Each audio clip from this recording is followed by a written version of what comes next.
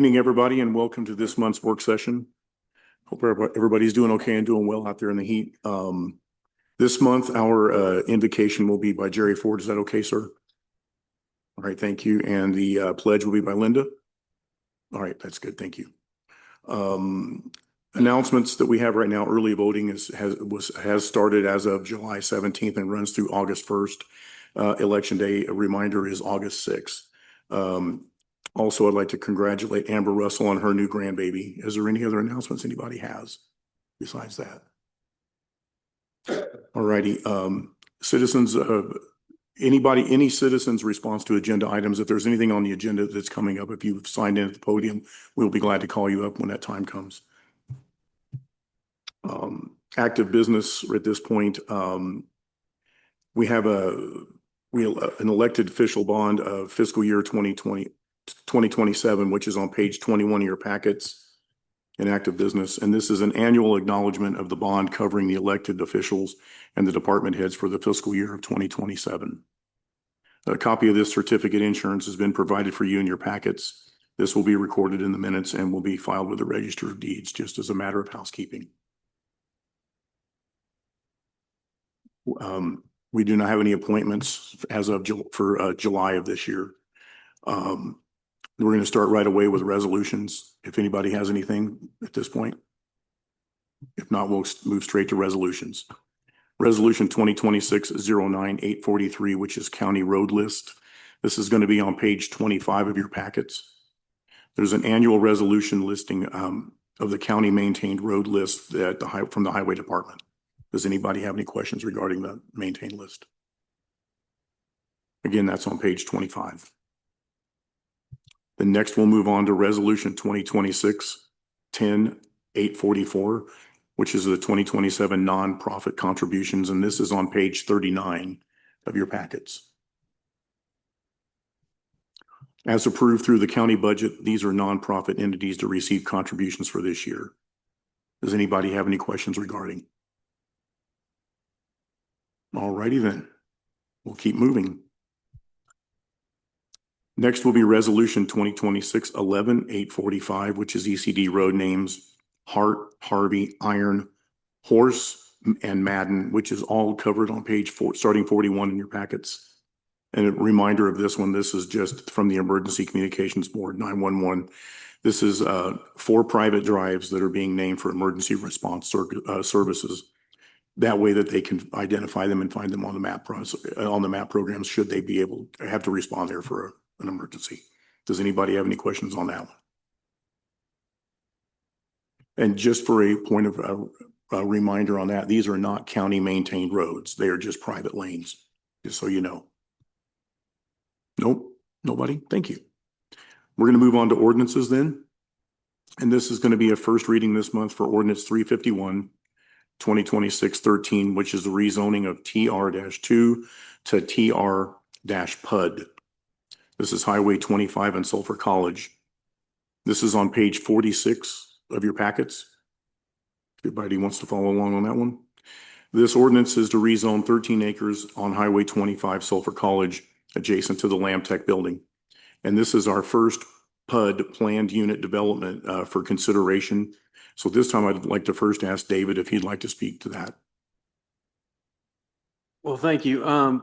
Since this is our first PUD, since we as a body voted to start doing the residential and residential commercial PUDs, I invited our staff member from planning, Amanda Harrington, to come tonight to kind of give this body a little education of how this is going to be different than a normal rezoning and exactly what we're looking at, what's being brought to you, and how this process will work.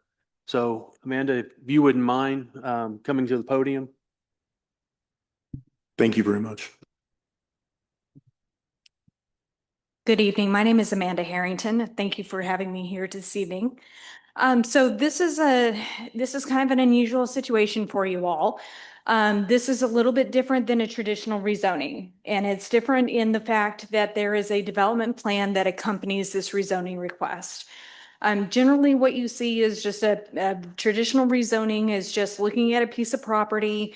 You evaluate what's around it. You evaluate the size of the property. You evaluate the zoning of the properties that are around the surrounding subject property, and you make an evaluation based on the subject property and the situation around it. In this situation, what you're doing is you're actually evaluating a development site plan that is intended for development on the subject piece of property. So it's unlike any other development that you've looked at before. In your zoning resolution that was just passed in March, that you all passed in March, there is a checklist in your Article 7, Planned Unit Development District Regulations, that goes into a list of requirements that are required for a planned unit development. This has gone through the Planning Commission. We've gone through a pretty robust development review procedure for looking at the development for the density of use. There's 80 planned development units that are proposed for the use. It could have gone in excess of 130. The applicant is requesting 80.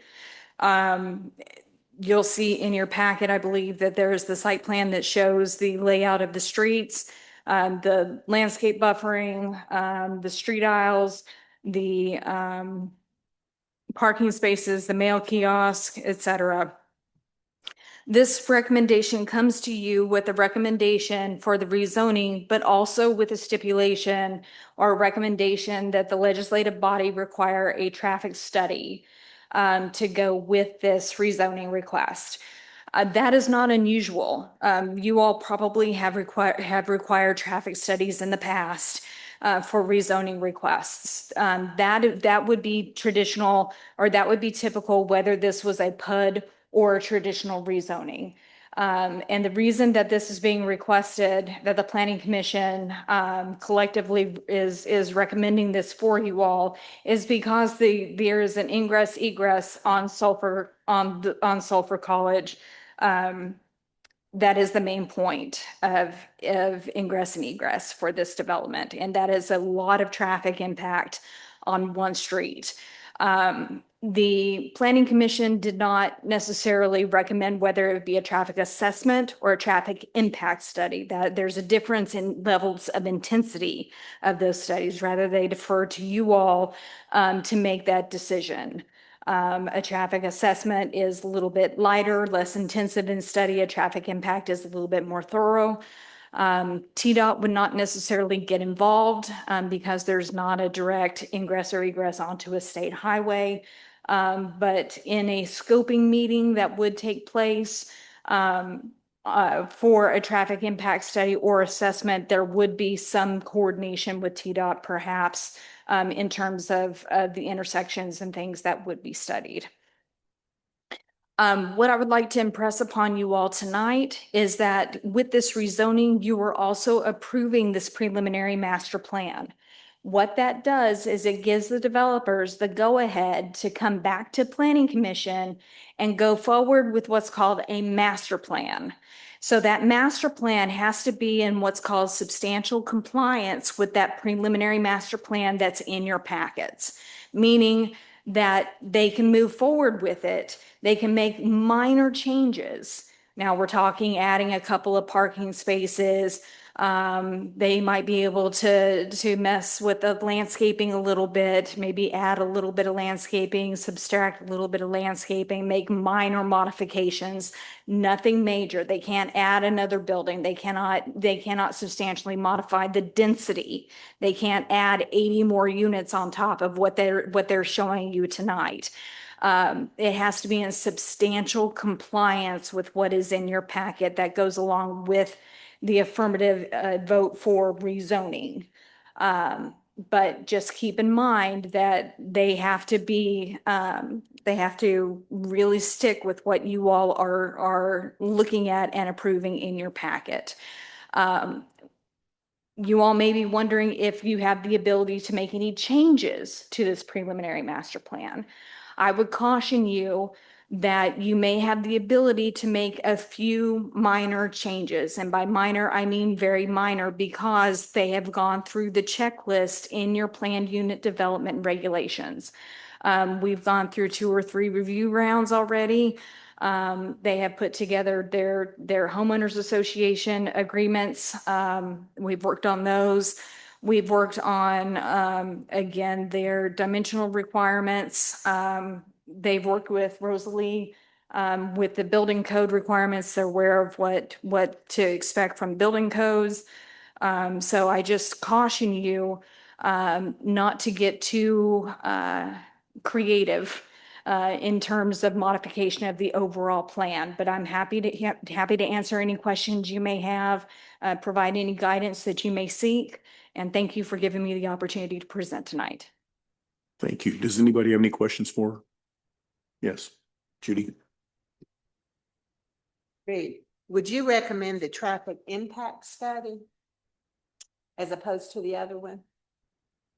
With 80 units being put on, it's difficult for me to assess that. Generally because they're cottage style.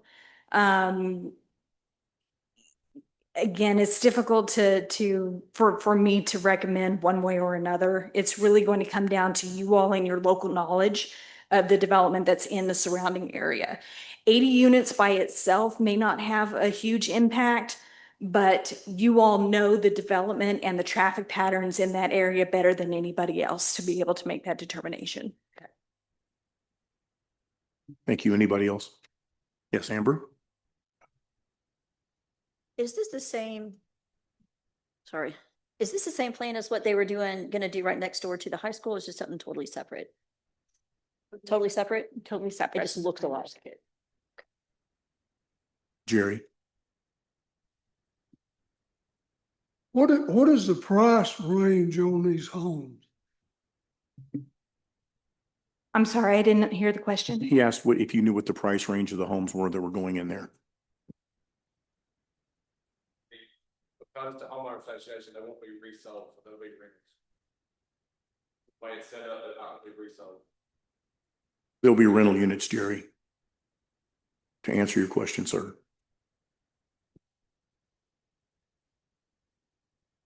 Landon? You mentioned the traffic assessment and the traffic impact study. What would a traffic assessment relatively run at whose cost? And what would a traffic impact study relatively run and at whose cost? So the cost of both of those would be at the developer's cost. And I'm not sure what they would typically run. It depends on the engineering firm that would perform that. Those are specialized costs.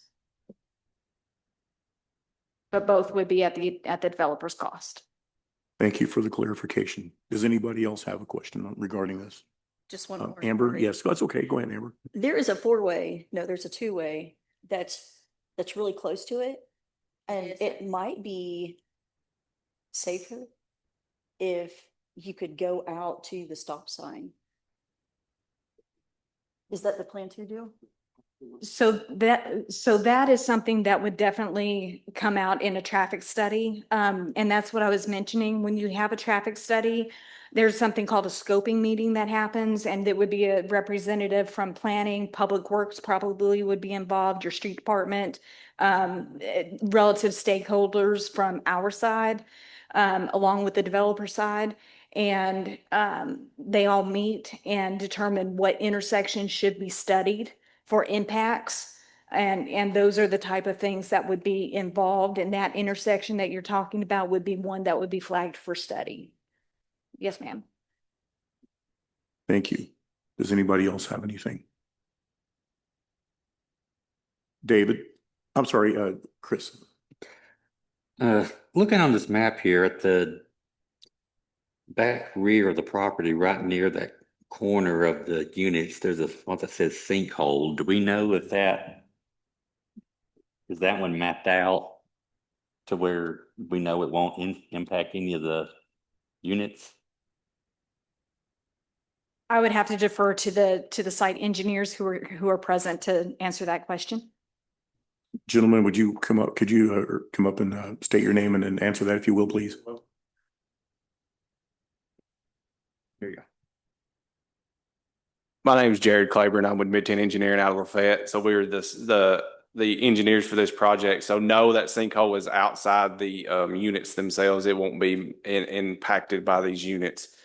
If I could expound upon the traffic assessment versus impact, I have spoken with because I'm representing the client in this situation. We've reached out to the traffic engineer that we typically use.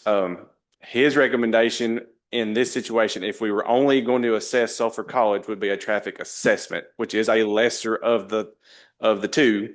And you're looking more of like dimensions and road widths and stuff like that. When you get into traffic impact studies is when you start counting cars, you start looking at how many vehicle trips we're generating and what I've already recommended to him, and we haven't got the contract signed and agreed yet, is we're going to do a traffic study of the whole thing. So you will have a traffic study of Sulphur College and Highway 25, because we have such a good relationship with TDOT on these kind of things. We're trying not to surprise them later on. So we are recommending that the traffic engineer give us the proposal for a study for the whole intersection and the property.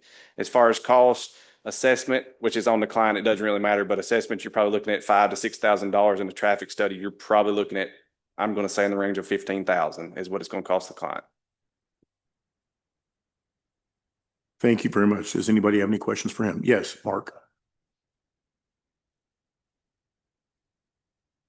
Yes, the way that this is set up is the units themselves will be rental. They are townhomes. They are individual blocks of townhomes. We're not proposing zero lot lines, and then we're not proposing subdividing of the units. So they will be just rental properties. And the homeowners association is kind of one of them things. You will have one property owner to maintain the within the property. So they will not be individually sold units. Would they be vinyl or one story or brick or what? They're going to be 2-story. What's the material? It'll follow your standard rules as far as townhome goes within the area.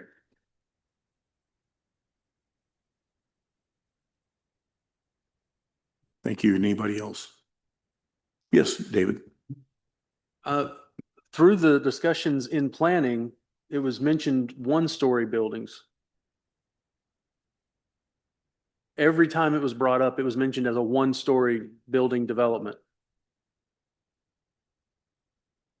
I'll stand corrected. It's single story. That's what's on the preliminary master plan. Thanks for catching that. Anybody else? Yes, Ms. Rosalie, would you like to speak?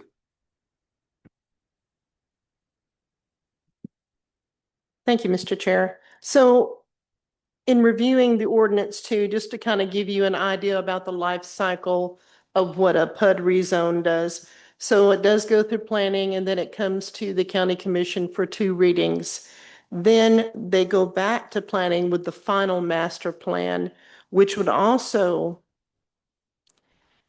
have the ability, because the timeline on your traffic study, you're not going to be able to have this within a short period of time, I'm pretty sure. No, that's correct. So the traffic study will not take place until school starts because there's no reason to start doing traffic count generations until you have a true count of schools. So you're looking at late August to September for the traffic study to start, and you're looking at 6 to 8 weeks to get it done. So you're looking at pushing that out about November-ish. So I just wanted to let you know that it is in our ordinances that during the final master plan, that all traffic will have to be approved. All of the different utilities will have to be approved in order for that final master plan to be approved. So at that time, they could do this and the traffic may not be very favorable, then the final plan would not be approved by the planning commission. And then once that is approved, because it's a little different on vesting rights on when they can start construction, they have 1 year after that final master plan is approved to start construction. And if that doesn't happen, then the planning commission will ask them to come back in and explain why. And that PUD could go away or be extended, just to kind of give you a heads up on what the life cycle is. So I guess what I'm gathering from this is that being the first reading for this ordinance is just to get them the clarification that they need to be able to begin the process, but it's going to drag out for a bit to get it all together, just for everybody's general knowledge. Anybody have anything else? Yes, Jerry. He said the mansion be one-story houses, and that gentleman said two-story houses, so what is it? It is a one-story. It was in the master plan. Yeah, he misquoted. Yeah. Chris. Yes, Chris. Given that the ordinance after this annexes this into urban services, I'm not seeing anything about trash. I mean, I assume there would have to be dumpster on site.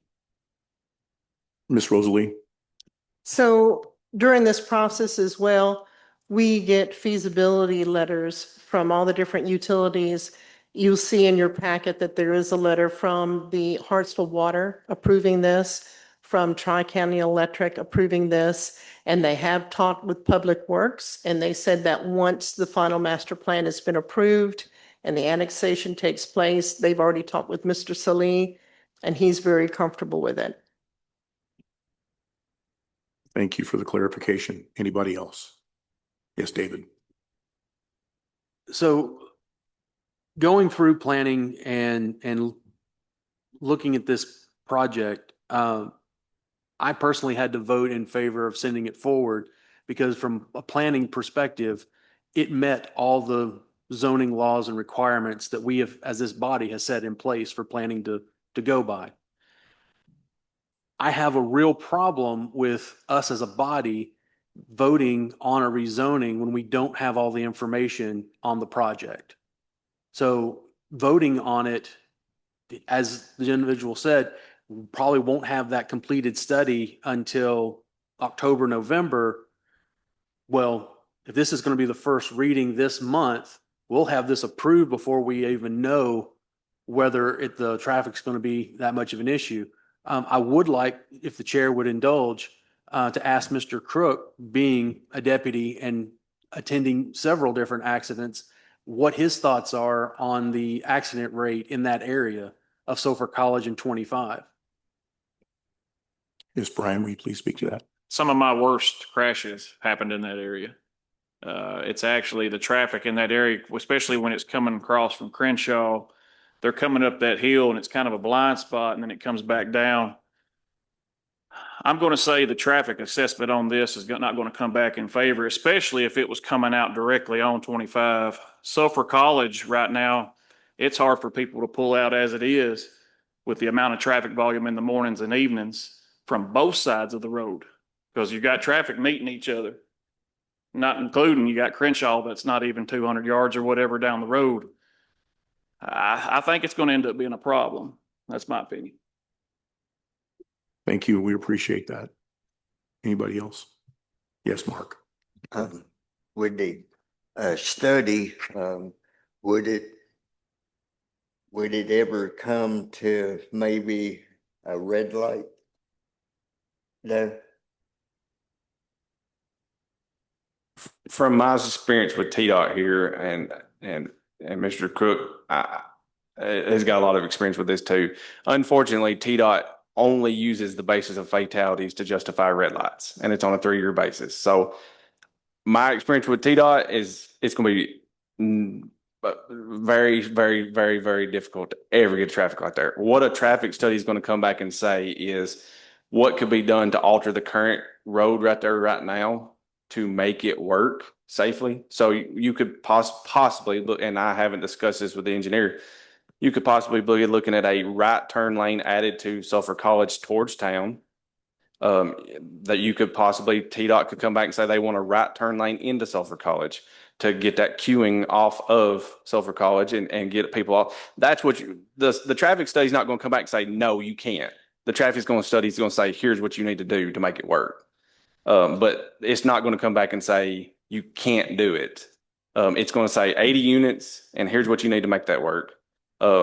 Now we could run into an issue where we may have to reduce it. And there'd be other reasons why we'd have to reduce our units. It's kind of like playing rook. This is shooting the moon, and I'd be very happy if we could get close to 80 units. There's a chance we have to come back and then reduce that. So.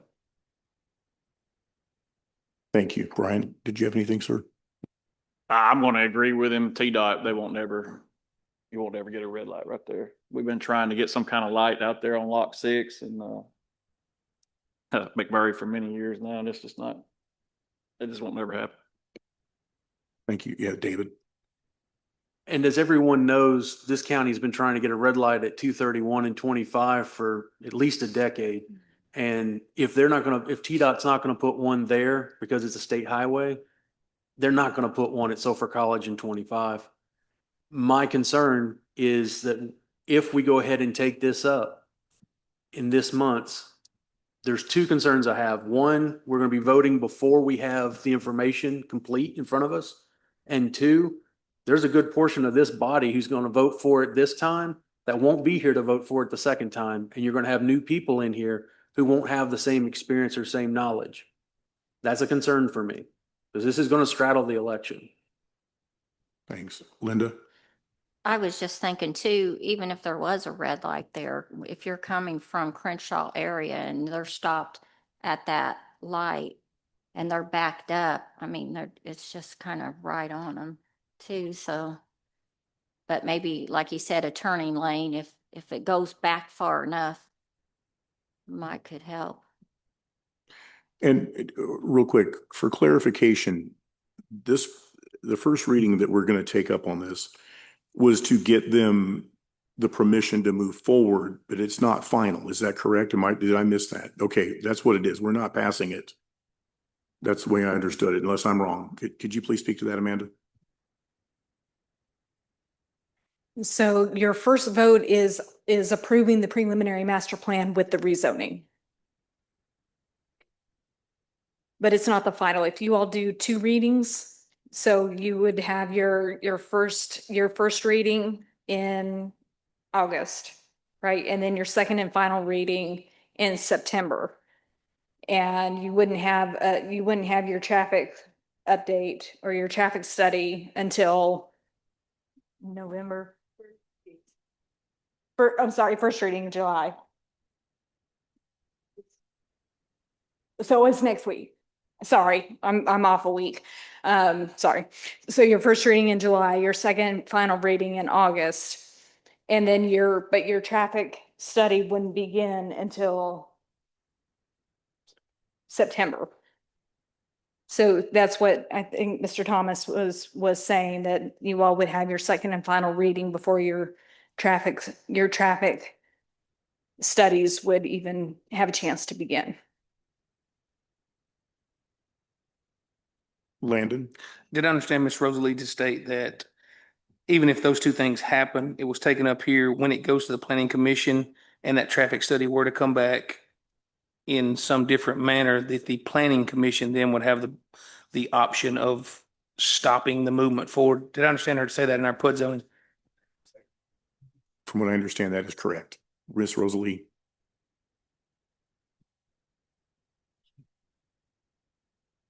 That is correct. In our zoning ordinance, you will see that during the final master plan being evaluated, that if traffic is not conducive for this project, it will not move forward. We are not allowed to approve it.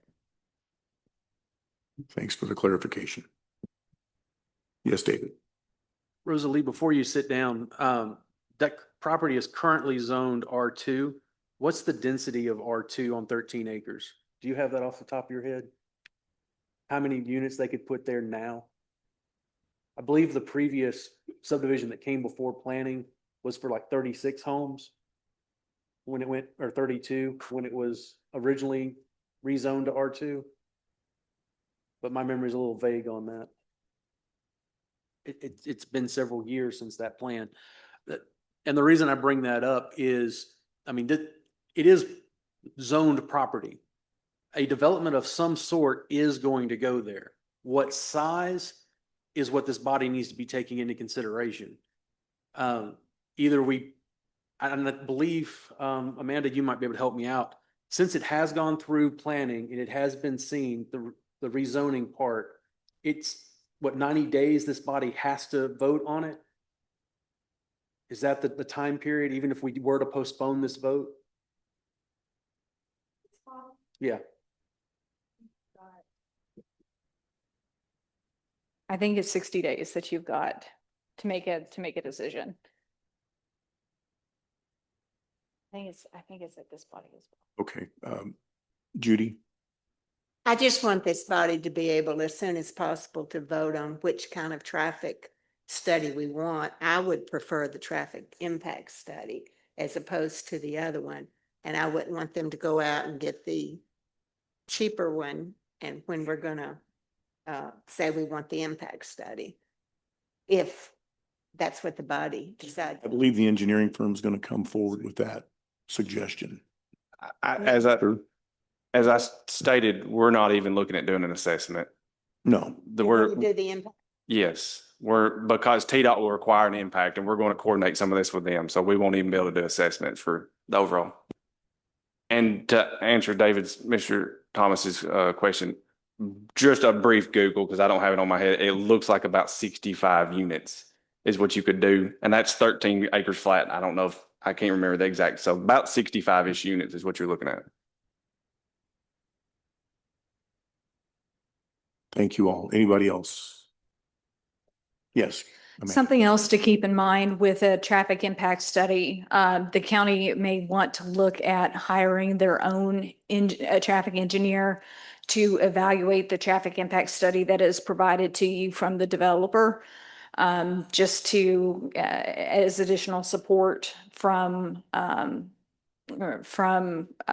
Public Works and Codes Department.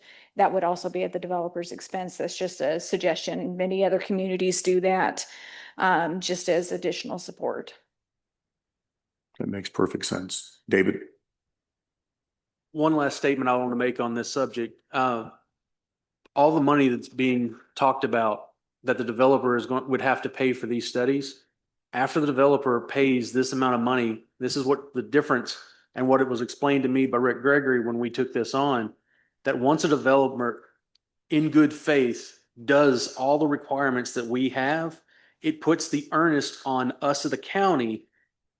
We never have a legal obligation, but it does put an earnest legally for us to lean towards either having solid grounds to not approve or to approve. So this body needs to be aware of that as the more we ask of them, because the traffic study isn't part of the PUD, which I think we're going to be discussing that at Codes and Zoning as something that needs to be added. But currently it is not part of the PUD. It is something this body can request. Talking with Amanda, it is something well within our scope to ask for that. But it would be beneficial as developers are doing these things to have that full checklist. And I believe that's going to be something that needs to be on there that will soon be coming to this body to be added to that zoning. Thank you. Yes. Slight clarification, if I may. There is language in the PUD document that does state that there could be that no PUD shall be required if there's not adequate access to streets, et cetera, which implies that a traffic study can be required. But Mr. Thomas is correct that the legislative body can require a traffic study for any type of rezoning. That is absolutely within your realm of responsibility. Thank you for that. Does anybody else have anything on this one? Okay. Thank you all very much for your time. Next, we move forward to the ordinance 352-2026-14, which is the annexation to the urban services, which is the Highway 25 Sulphur College project we were just discussing. This is on page 55 of your packets. If you'll take a look at that. This ordinance is to annex the 13 acres that we were just discussing on 25 and Sulphur College that are adjacent to the Lam Tech building. And at this time, I'd like to have Miss Rosalie, if she'll come up and speak to this for me.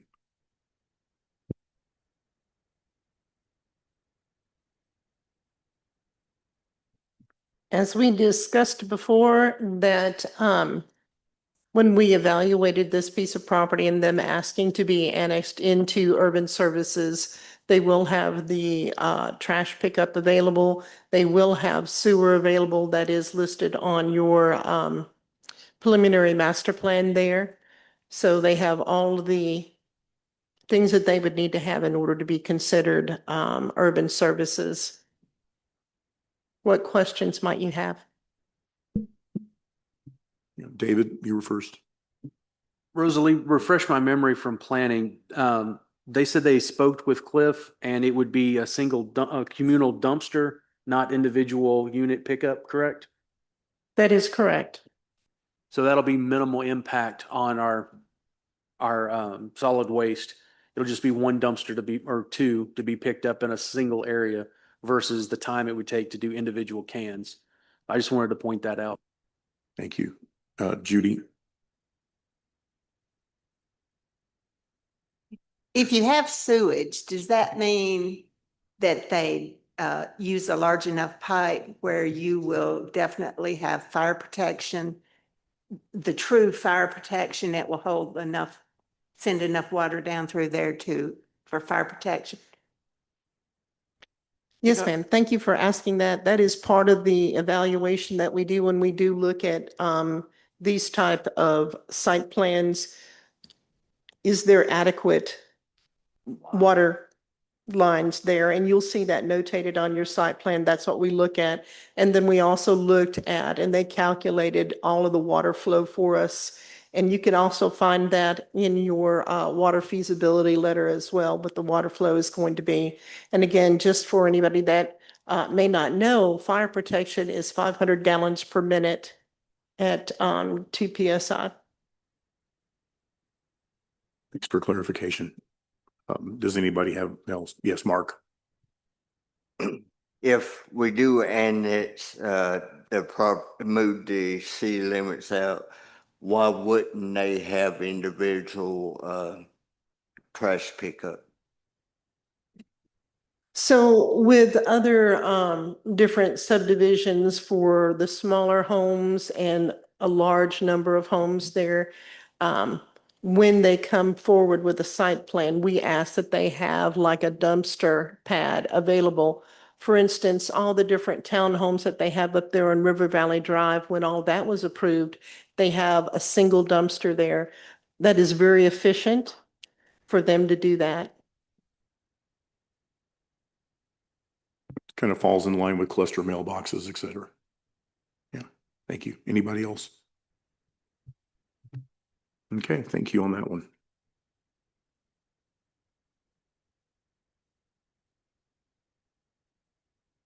So as it appears, we do not have any budget amendments for July. Also, Ms. Crowder will have a list of names for next Monday's meeting for our notary approvals. And is there any other business that anybody has? Yes, Amber.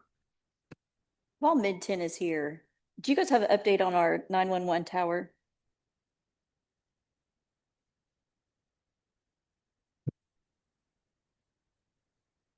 Unfortunately, we share many hats in this area. We keep having issues with bidders showing up. We can't get any bidders. So, I mean, we can bid it out again and just try our best. So, but we can only put them out for bid. We can't really force anybody to bid for us. Thank you very much for that. Does anybody else have any new business? Yes, other business. Go ahead, David. So what's the process? If we can't get any bids on that building, do we just can't get it built, or do we just go with whichever company we can get to answer us? How does that part work? Would you could you gentlemen from Mid-10 answer that one for us? Or Amy, actually Amy can answer this one for you. So in talking with Evan White over at Mid-10, we're going to probably put it out to bid again in the next couple of months. That was mentioned last month or the month before as part of the process. He was also going to reach out to some of the construction entities to see kind of what the ballpark would be. So we could either adjust our specs or try to get it to where we can get more vendors to approach. And I'm sure you guys are all aware, but the landscape with construction has changed dramatically post-COVID. Getting subcontractors, getting contractors to bid on things, actually show up and complete the job is an entirely different universe than what it was pre-COVID. I personally have wore that out myself, and I see it everywhere I go. It's getting increasingly more difficult to get anything done in 2026. That's just a fact. And the price of getting things done is going up higher and higher. So I'm not a bit surprised on that regard. So is there any other business anybody has they'd like to bring forward this evening? All right, public comment. Is anybody signed? Yes, David. One other thing that did come out of planning was a request for a resolution to, how did they put it? For a 1-year moratorium on the approval and building of data centers in Trousdale County. I just wanted to bring that to this commission's attention, that motion did pass. Planning doesn't have the authority to do that, but planning is asking this body for that. That'll be coming forward soon then, correct? All right, thank you. Anybody else have any thing or public comment? Did anybody sign in that would like to speak? It hasn't. Well, at this time, I'd love to entertain a motion to adjourn. Got a motion from Chris, a second from Jeff. Be careful going home, everybody. We'll see you next Monday, and stay hydrated.